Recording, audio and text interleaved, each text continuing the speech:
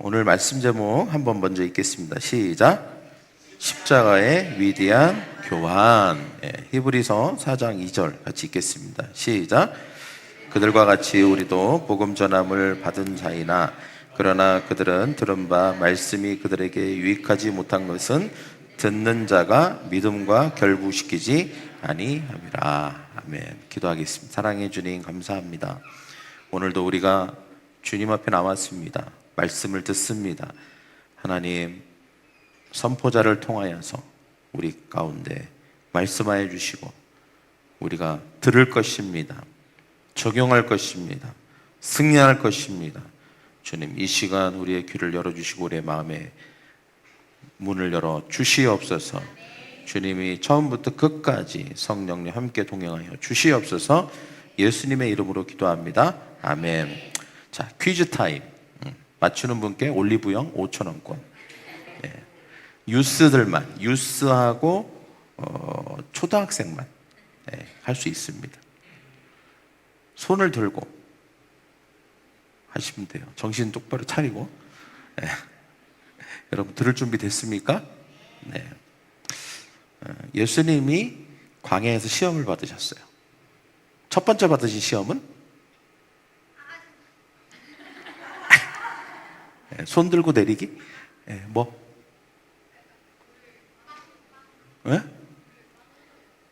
돌을 빵으로? 밥 못 먹은 거? 자, 오늘 내가 봤을 때 우리 전성은 집사가 특별 교육으로 들어갈 가능성이 큽니다. 첫 번째 시험이 뭐냐니까. 예수님이 받으신 시험. 밥 못 먹는 거. 그게 뭐지? 아까 우리 유민이가 한 게 맞았어요. 돌을 빵으로 바꿔서 먹어라. 그죠? 떡이죠, 떡. 사실은 정확하게 떡. 이 돌덩어리가 있는데 네가 지금 40일 동안 아무것도 못 먹었으니까 이거를 떡으로 바꿔서 지금 빨리 배고픔을 해결해라. 할렐루야. 네. 우리 유민이.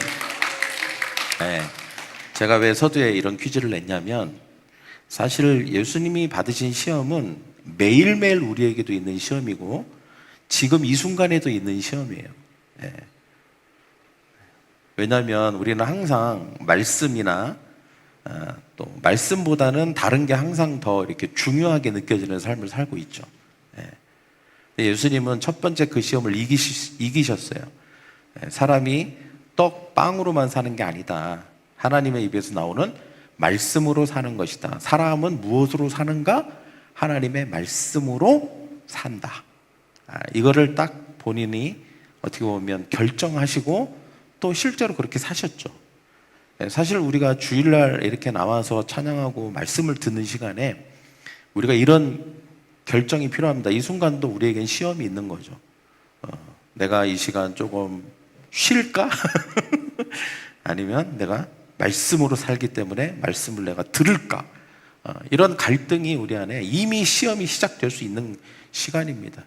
때문에 여러분이 예수님과 같이 그래, 인생은 말씀으로 살아야 승리할 수 있어. 이렇게 마음의 결정을 내려야만 이 시험을 통과하고 승리할 수 있을 줄 믿습니다. 여러분 오늘 말씀 들을 준비가 되셨죠? 네. 제가 며칠 전에 스마트폰에 업데이트 문자가 왔더라고요. 이렇게 갤럭시 뭐 있잖아요. 하여튼 그 업데이트 하라고.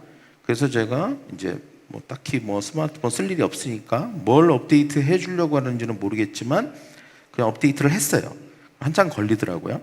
근데 나중에 자기가 뭘 업데이트 했는지에 대해서 쭉 이렇게 나오더라고요. 근데 보니까 실시간 번역 기능, 그 다음에 텍스트 요약 기능, 그 다음에 아주 편리한 기능들이 대폭 이렇게 업데이트되고 강화되었다고 나오더라고요. 여러분 요즘 스마트폰은 거의 만능에 가깝습니다. 못하는 게 없어요. 최근에 이제 이렇게 사진을 찍을 일이 있었는데 누가 그러더라고요. 그 뒤에 사람 지나가도 괜찮대요. 찍고 나중에 지우면 된대. 저도 몇 번 해봤는데 좋더라고요. 그러니까 요즘은 너무 은행 업무라든지 길잡기라든지 번역 그런 게 엄청납니다. 거기에 AI 기능까지 첨부가 돼갖고 굉장합니다. 그런데 제가 저를 볼 때, 이렇게 스마트폰을 쓸 때 제가 스마트폰에서 제공하는 이런 모든 기능들을 100%다 활용하고 있는가라고 할 때에는 그렇지 못하다는 생각을 했어요. 최한 30%나 쓸까? 내가 뭐 주로 하는 게 뭘까? 전화하는 거? 전화도 많이 안 해요. 저한테 전화하는 사람이 별로 없어요.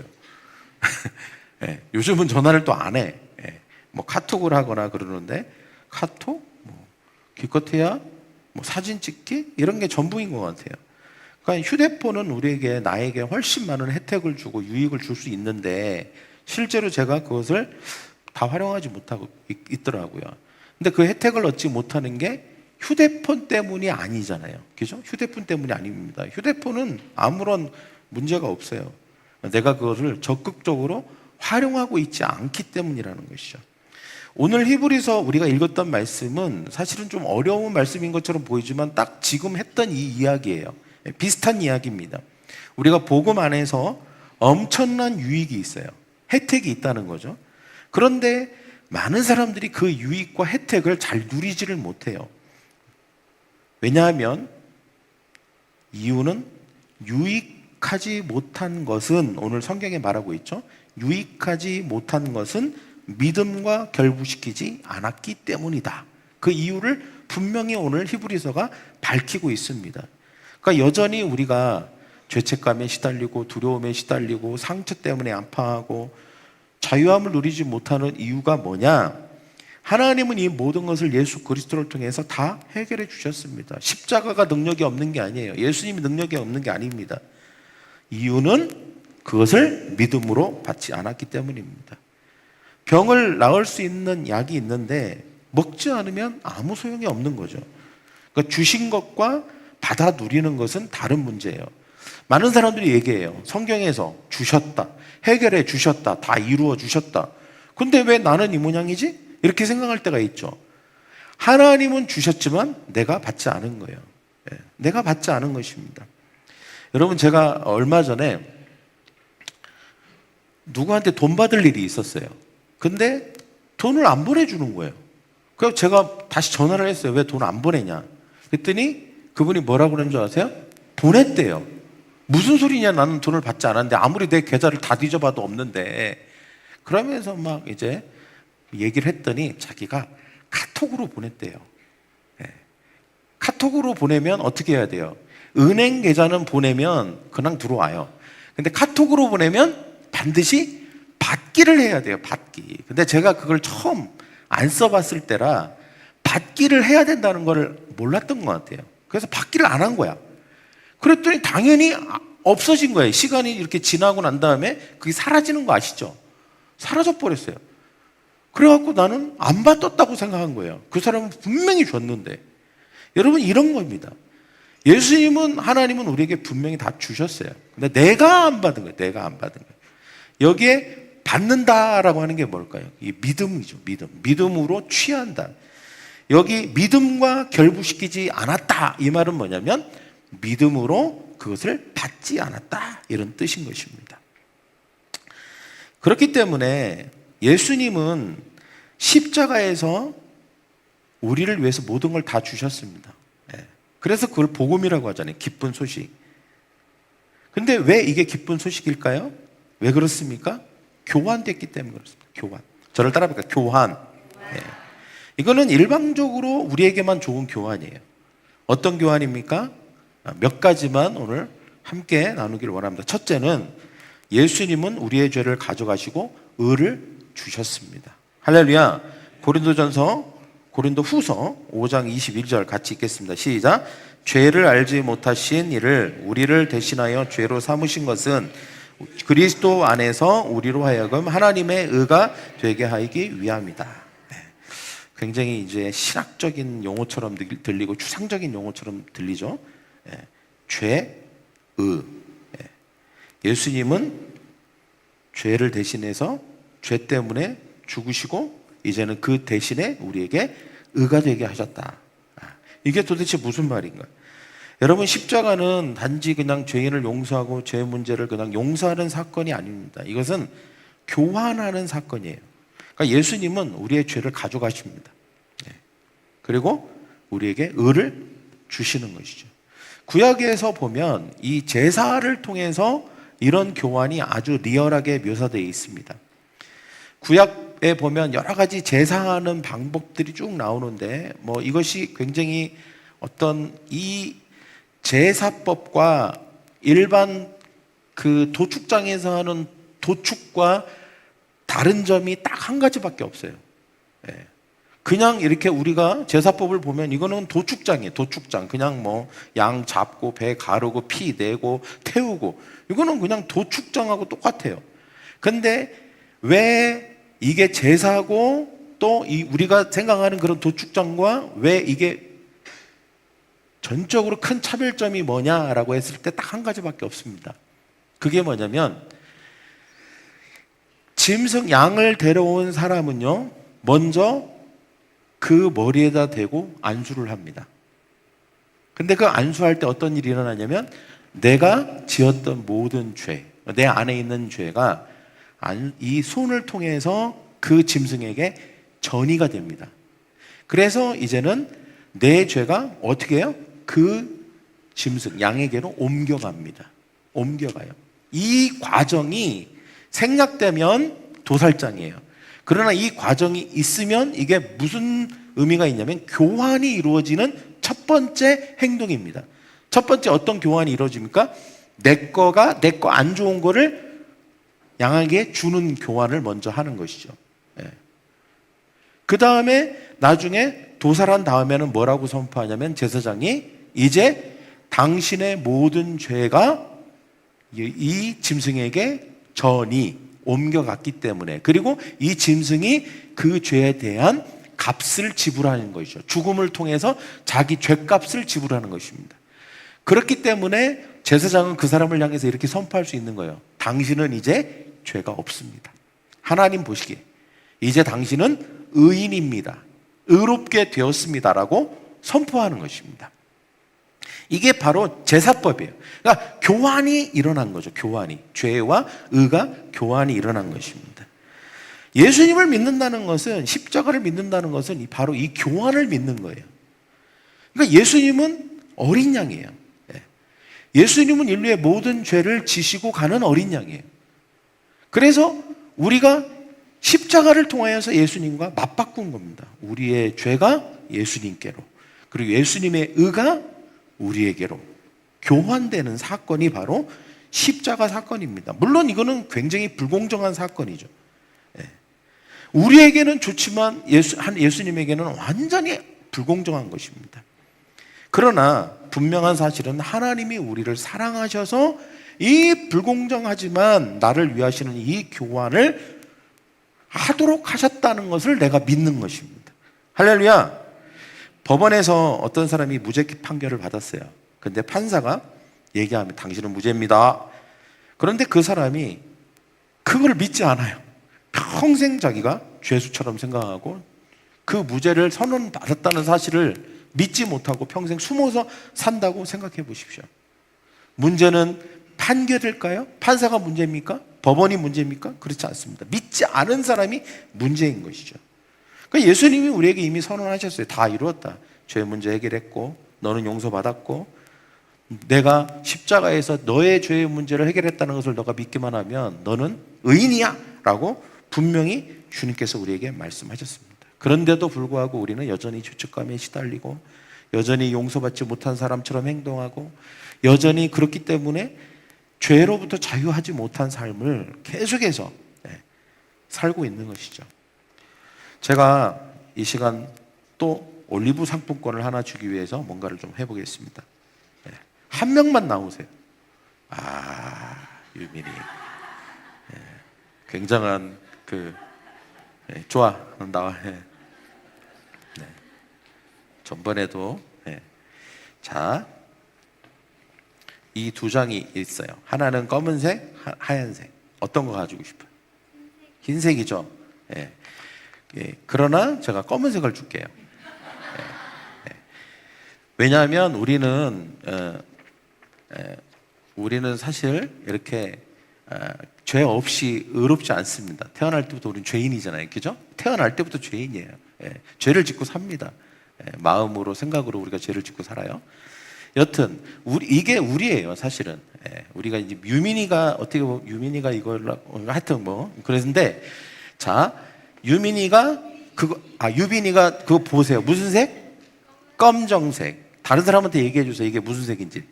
검정색. 그렇죠? 검정색이에요. 자, 그런데 이게 유빈이에요. 근데 하나님은 예수님을 통해서, 예수님은 죄를 짓지 않으신 분이에요. 그러니까 예수님은 하얀색, 그죠? 정결하시고 깨끗하시고 죄 없으신 분. 근데 십자가에서 죄를 지으심으로, 십자가에서 죽으심으로 말미암아 뭘 했다고 했죠? 교환을 했다고 그랬어요. 교환. 그러니까 어떻게 해요? 맛 바꾸신 거예요. 네 거 내놔.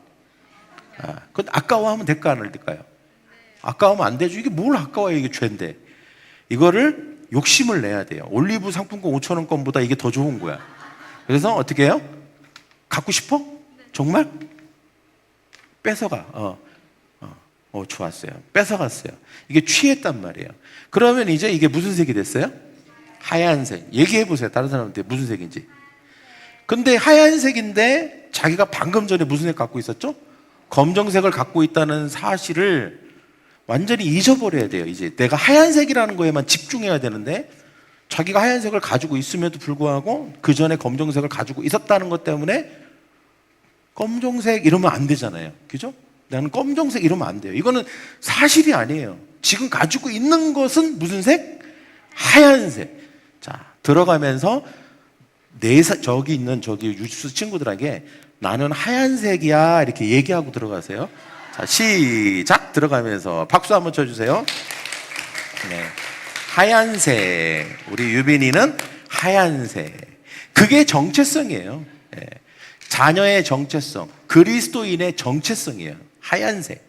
근데 이 정체성은 내가 나의 어떤 것 때문에 정체성이 바뀌는 게 아니에요. 예수님이 우리를 위해서 하신 일 때문에. 그게 뭐예요? 결정적으로 교환을 해주신 거예요.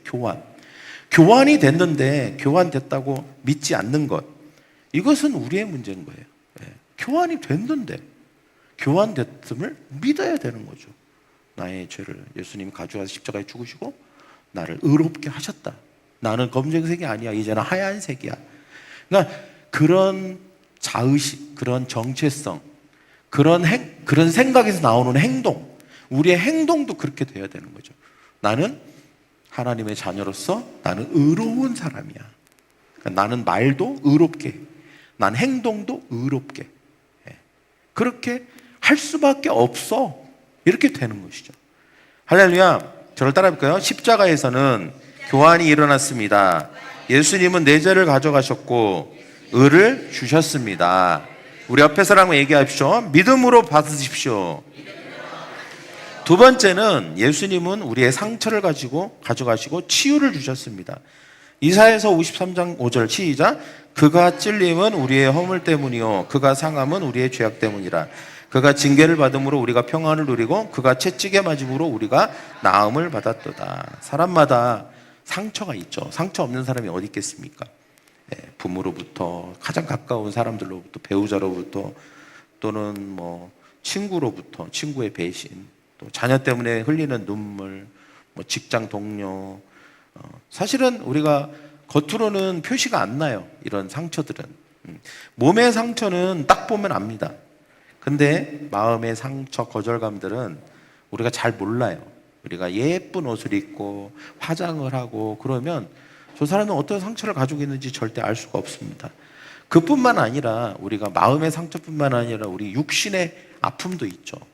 질병이라든지 또는 남이 알지 못하는 삐그덕거림, 이런 게 있습니다. 근데 분명한 사실은 예수님이 그 모든 것을 가져가셨다는 거예요. 예수님이 채찍에 맞으시고 징계를 받으신 이유가 있다. 그것은 뭐냐? 우리가 평안과 평화를 누리고 마음의 치유를 받음으로 우리가 아픔과 상처를 낫게 해주시기 위해서 그렇게 하셨다는 것입니다. 자, 이제 우리에게는 선택이에요. 아픔, 상처, 거절감을 내가 붙들고 그거 바라보고 살 것인가, 아니면 내가 이 모든 것을 가져가신 예수 그리스도의 치유를 붙들고 살 것인가. 그러니까 우리가 어디에 초점을 맞추고 사느냐가 굉장히 중요한 것이죠. 예수님은 나를 치유하셨어. 거절감이 들 때마다 아니야, 나는 치유됐어. 나는 이거에 휘둘릴 사람이 아니야. 이것 때문에 감정이 요동칠 사람이 아니야. 그렇게 믿음으로 선포해야 되는 줄 믿습니다. 나는 평안해. 나는 기뻐. 나는 치유받았어. 할렐루야. 네. 그게 중요한 것이죠. 그러니까 믿음이라고 하는 것은 우리가 왜 모든 일에는 매 순간 믿음이 필요합니다. 예수님이 이루신 일을 가져오는 거예요. 다시 가져오는 것입니다. 그냥 어쩌다가 옛날에 한번 가져오고 말고 하는 게 아니라 다시 어떤 상처나 아픔이 생각날 때 그때 또 다시 예수님이 나를 치유하셨어. 지금도 치유하고 계셔. 라고 하는 사실을 믿음으로 취하는 것이죠. 그때 예수님께서 그 순간 또 성령님을 통해서 말씀을 통해서 우리를 치유하시고 우리를 회복시키시고 우리를 인도해 주실 줄 믿습니다. 자, 십자가에서 교환이 일어났습니다. 어떤 교환일까요? 저를 따라해볼까요? 예수님은 내 상처를 가져가시고 치유를 주셨습니다. 매 순간 우리가 이걸 믿음으로 취해야 되는 거죠. 세 번째, 예수님은 우리의 저주와 두려움을 가져가시고 평안과 자유를 주셨다. 갈라디아서 3장 13절 시작. 그리스도께서 우리를 위하여 저주를 받은 바 되사 율법의 저주에서 우리를 속량하셨으니 기록된 바 나무에 달린 자마다 저주 아래 있는 자라 하였습니다. 우리 시대는 걱정이 많은 시대죠. 불면의 밤, 잠 못 이루게 하는 일들이 너무 많습니다. 축구를 좋아하시는 분들은 축구 때문에 잠 못 이루고, 또 학생들은 성적 때문에 잠 못 이루고, 청년들은 취업이나 결혼 때문에 잠 못 이루고, 부모님들은 자녀 때문에 잠 못 이루고, 또 연세 드신 분들, 장년들은 건강 때문에, 재정 때문에, 또는 미래의 노년, 노후를 위해서 어떻게 할까, 이런 것 때문에 또 잠 못 이루기도 합니다. 그러나 분명한 것은 걱정의 내용은 달라도 두려움은 같습니다. 근데 예수님이 오늘 우리에게 말씀하시는 건 내가 너에게 평안을 준다. 근데 평안이라고 하는 것은 문제가 없어지는 것이 아닙니다. 많은 사람들이 평안하기 위해서는 문제가 없어지면 평안해진다고 생각하지만 문제가 있어도 평안할 수 있다는 것을 주님이 우리에게 말씀하십니다. 할렐루야. 여러분, 우리가 비행기를 탈 때 난기류를 만나면 흔들리잖아요. 그런데 조종사는 그래도 비행기를 계속 조종합니다. 우리의 인생도 마찬가지예요. 우리의 인생도 흔들리죠. 여러 가지 문제들을 만났을 때 우리의 평안을 앗아가는 일들이 있습니다. 우리의 마음이 혼란스럽고 너무너무 힘들 때가 있죠. 그러나 우리의 인생의 조종석에 예수님이 계시기 때문에 우리는 평안할 수 있습니다. 할렐루야. 그러니까 배 위에 예수님이 계시다는 것을 믿으면 풍랑이 와도 평안할 수 있습니다. 그러니까 우리가 평안하지 못한 이유는 문제가 있어서가 아니에요. 그 문제 속에서 예수님과 함께 동행하지 않기 때문에 그런 거예요. 그러니까 우리가 예수님을 발견하고 예수님을 의지하고 예수님을 신뢰하면 그 평안이 우리에게 찾아올 줄 믿습니다. 그래서 여러분, 십자가에서 그 교환이 일어난 거예요. 모든 저주, 두려움, 이런 것을 예수님이 가져가시고 우리에게 평안을 주시고 우리에게 평강을 주셨다는 것입니다. 할렐루야. 그래서 저를 한번 따라해 볼까요? 예수님은 내 두려움을 가져가시고 평안을 주셨습니다. 예수님은 내 묶임을 가져가셨고 자유를 주셨습니다. 그다음에 네 번째, 예수님은 우리의 부족함을 가져가시고 풍성한 생명을 주셨다. 고린도후서 8장 9절 시작. 우리 주 예수 그리스도를 은혜를 너희가 알거니와 부요하신 이로써 너희를 위하여 가난하게 되심은 그의 가난으로 말미암아 너희를 부요하게 하려 하심이라. 부요 그러면 돈만 생각합니다. 부요라고 하는 범주 안에 돈도 있지만 그것은 아주 일부분일 뿐입니다. 돈이 전부가 아니죠. 그러니까 많은 사람들이 풍요, 부요 그러면 돈으로만 생각합니다. 그렇지 않아요. 모니시 파프라이라고 하는 자산 운용가가 있어요. 가치 투자로 유명한 사람인데 이 사람은 1조 원의 자산을 운용하는 사람입니다. 현재. 근데 이 사람이 어떤 대담에서 여러 가지 이제 뭐 자산 운용을 어떻게 하고 원칙이 뭐고 뭐 이런 얘기를 하다가 마지막으로 진행자가 이런 말을 했어요. 마지막으로 하고 싶은 말이 있냐라고 물을 때 이 사람이 이렇게 대답을 했습니다. 그러니까 자기의 인생 철학 같은 이야기를 한 거죠. 이렇게 얘기했어요. 재물을 잃으면 아무것도 잃지 않은 것이고, 건강을 잃으면 무언가를 잃은 것이고, 인격을 잃으면 모든 것을 잃은 것입니다. 그러니 재물에 대해 너무 걱정하지 마세요. 건강에 조금 신경을 쓰고 자신의 됨됨이에 모든 것을 거시기 바랍니다 하고 턱 맞췄어요. 이야, 뭔가 되게 뭔가 굉장히 마음을 울리는 멋있다. 자산 1조 원을 운영하는 자산가가 재물은 아무것도 아니다. 그거 잃었다고 걱정하지 마라. 인간 됨됨이, 인격이 훨씬 중요하다 얘기하는 그 이야기가 굉장히 그 사람이 얘기하니까 오히려 더 그래 맞아 이런 생각이 들었습니다. 여러분, 성경이 말하는 풍요는 돈이 아니에요. 실제로 돈도 포함되어 있긴 하죠. 사실은 성경이 말하는 부요함, 이것은 기쁨이 넘치고 사랑이 넘치고 소망이 넘치고 감사가 넘치는 삶입니다. 어떻게 보면 인격이 회복되는 것이죠. 관계가 회복되는 삶입니다.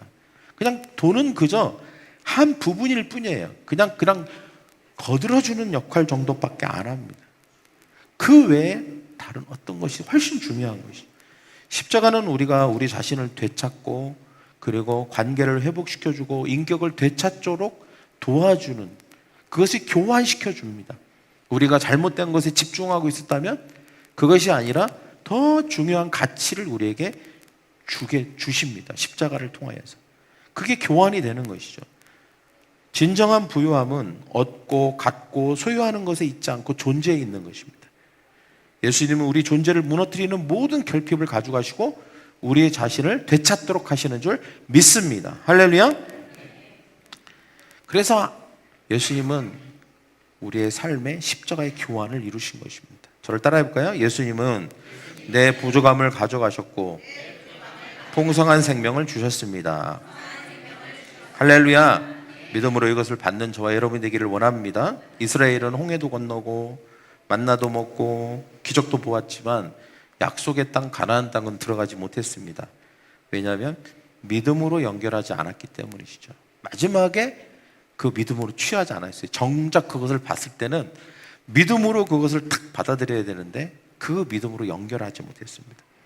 교회를 다니고 예배를 드리고 성경을 읽어도 예수님이 우리를 위해서 하신 일을 믿지 못하면 이와 같은 일이 우리의 삶에도 일어날 수 있습니다. 예수님은 우리에게 자유를 주셨습니다. 죄, 상처, 저주, 가난으로부터 자유할 수 있는 길을 여시고 그 모든 것을 가져가시고 우리에게 자유함을 주신 줄 믿습니다. 저를 한번 따라해 보십시오. 예수님은 내 죄를 가져가셨습니다. 나는 용서받은 하나님의 자녀입니다. 예수님은 내 상처를 가져가셨습니다. 나는 치유를 받아들이겠습니다. 예수님은 내 두려움을 가져가셨습니다. 나는 평안을 선택하겠습니다. 예수님은 내 묶임을 가져가셨습니다. 나는 자유를 누리겠습니다. 예수님은 내 부족함을 가져가셨습니다. 나는 하나님의 풍성한 은혜 안에서 살 것입니다. 가슴에 손을 얹으십시오. 기도하겠습니다. 사랑의 하나님, 오늘 말씀을 통하여서 십자가가 단순한 고난 사건이 아니라 우리의 죄와 상처와 두려움과 저주를 대신 지시고 용서와 치유와 평안과 자유를 주신 위대한 교환의 사건임을 다시 깨닫게 하시니 감사합니다. 주님, 우리는 십자가를 믿는다고 말하면서도 여전히 죄책감을 붙잡고 살고 있습니다. 이미 용서받았는데도 스스로를 정죄했고 이미 자유를 얻었는데도 과거의 상처와 실패에 묶여 살아왔습니다. 이미 평안을 주셨는데도 염려와 두려움을 더 크게 바라보았습니다. 주님, 오늘 히브리서의 말씀처럼 복음을 듣고도 믿음으로 결부시키지 못하여 그 유익을 누리지 못했던 우리의 모습을 회개합니다. 주님은 제 죄를 가져가시고 의를 주셨습니다. 제 상처를 가져가시고 치유를 주셨습니다. 제 두려움을 가져가시고 평안을 주셨습니다. 제 저주를 가져가시고 축복을 주셨습니다. 절망을 가져가시고 소망을 주셨습니다.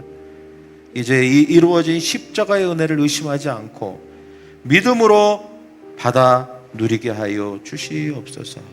눈에 보이는 현실보다 하나님의 말씀을 더 신뢰하게 하시고 감정보다 십자가의 완전한 은혜를 붙들게 하여 주시옵소서. 이번 한 주도 죄책감 대신 용서를, 상처 대신 치유를, 두려움 대신 평안을, 염려 대신 믿음을 선택하며 살게 하여 주시옵시고 십자가의 유익을 날마다 누리는 삶을 살게 하여 주시옵소서. 우리를 위해 모든 것을 이루신 예수 그리스도의 이름으로 기도하옵나이다. 아멘.